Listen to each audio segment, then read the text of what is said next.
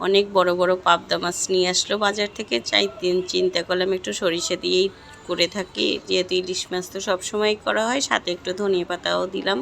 তাই চিন্তা করলাম তোমাদের সাথে একটু রেসিপিটা শেয়ার করে নিই। আমি চায়না সাহা আমাদের গল্প পেজে তোমাদের আমন্ত্রণ জানাচ্ছি। এই যে এখানে 5 পিস মাছ নিলাম, অনেক বড় মাছটা, জানি না ভিডিওতে কতটুকু দেখাচ্ছে।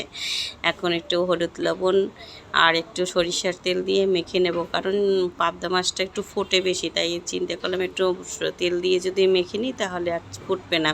তো হলুদ দিলাম, লবণ দিলাম, আর এখন দিয়ে দিলাম একটু সামান্য সরিষার তেল। সরিষার তেল দিয়ে মাছটা খুব সুন্দরভাবে মেখে নিচ্ছি।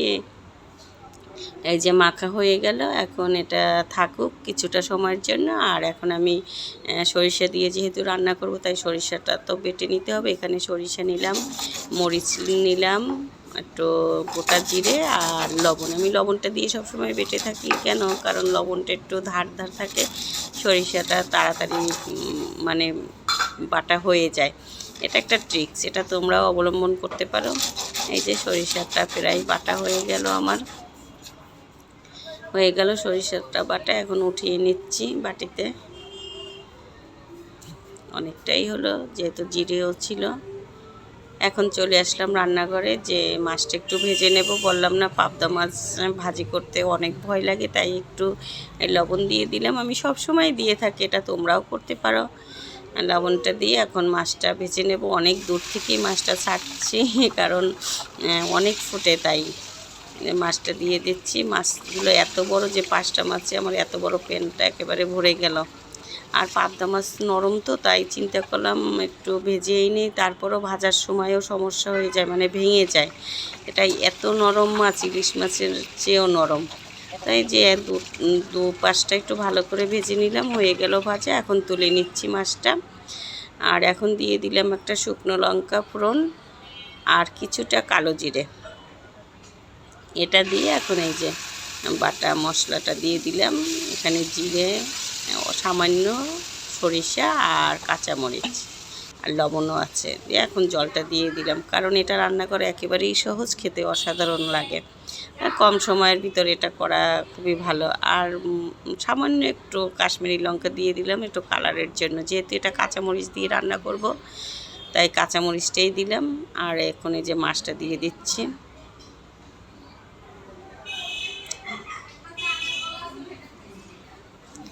আর এখানে আবার দিয়ে দিলাম 3টা কাঁচা লঙ্কা। বললাম না যে কাঁচা লঙ্কা দিয়ে এটা রান্না করবো। এখন 4-5 মিনিটের জন্য একটু ঢেকে দিলাম, যেহেতু পাবদা মাছ তো বেশি ঢাকার দরকার হয়নি, এমনিতেই নরম ছিল, নরম মাছ। এই যে ঢাকনাটা তুলে দেখলাম, মানে একেবারে মাখা মাখা হয়ে গেছে, ঝোল নেই। আর এখন দিয়ে দিলাম একটু সামান্য চিনি আর একটু সামান্য ধনেপাতা আর একটু কাঁচা সরিষার তেল, যেহেতু সরিষা ভাপা করলাম এই কারণে। হয়ে গেল আমার রান্না, এখন ঢেলে নিচ্ছি। মাছটা দেখতে দেখো কত সুন্দর হয়েছে না? খেতেও কিন্তু অসাধারণ হয়েছে, কারণ আমার ছেলে মাছ পছন্দই করে না, সে আজকে খেলো এবং বলল অনেক টেস্ট হয়েছে।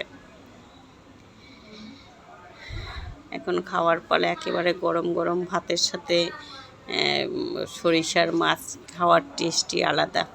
আর চিন্তা করলাম দীপকে একটু আমি খাইয়ে দিচ্ছি। মাছটা অনেক বড়, কিন্তু মাথাটা ছুটে গেল, তাই মাছটা একটু ছোটো দেখাচ্ছে। পরে আবার মাথাটা দিয়ে দিলাম। আর এই যে একটু নিলাম, ঝোলটা দিয়ে বাবুকে একটু খাইয়ে দিচ্ছি, যেহেতু ও তো কাটার ভয়ে খেতে চায় না। তা বাবু বলল অনেক টেস্ট হয়েছে। তা আমার এই রেসিপিটা তোমাদের কাছে কেমন লাগলো অবশ্যই একটু আমাকে কমেন্টস করে জানাবে। যদি ভালো লাগে তাহলে একটু লাইক শেয়ার করবে। আর এইরকম নতুন নতুন রেসিপি যদি পেতে চাও তাহলে আমার চ্যানেলটা একটু তোমরা ফলো করে নেবে। আর এই মাছটার ভিতরে ডিমও ছিল। Bye bye.